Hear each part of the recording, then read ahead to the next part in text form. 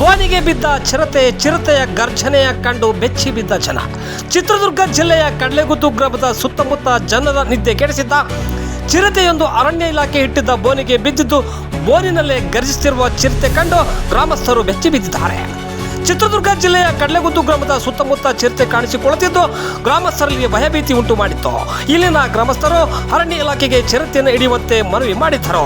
ಗ್ರಾಮಸ್ಥರ ಮನವಿ ಮೇರೆಗೆ ಅರಣ್ಯ ಇಲಾಖೆ ಅಧಿಕಾರಿಗಳು ಕಡ್ಲೆಗುದ್ದು ಗ್ರಾಮದ ಸಮೀಪ ಚಿರತೆ ಸೆರೆಗಾಗಿ ಬೋನ್ ಇಡಲಾಗಿತ್ತು. ಅರಣ್ಯ ಇಲಾಖೆ ಇಟ್ಟ ಬೋನಿಗೆ ಚಿರತೆ ಸೆರೆಯಾಗಿದ್ದು ಗ್ರಾಮಸ್ಥರು ನಿಟ್ಟುಸಿರು ಬಿಡುವಂತಾಗಿದೆ.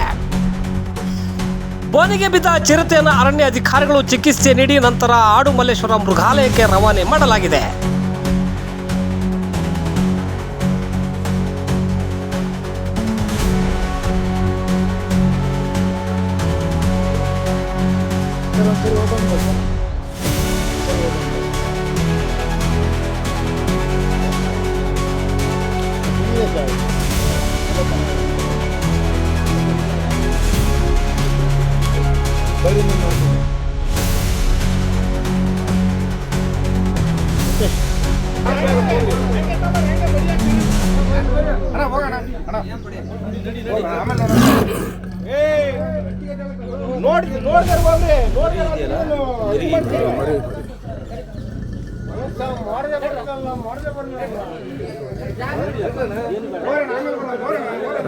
ತಗೋತೀನಿ ಬಿಡ್ರಿ, ಸಾಕು.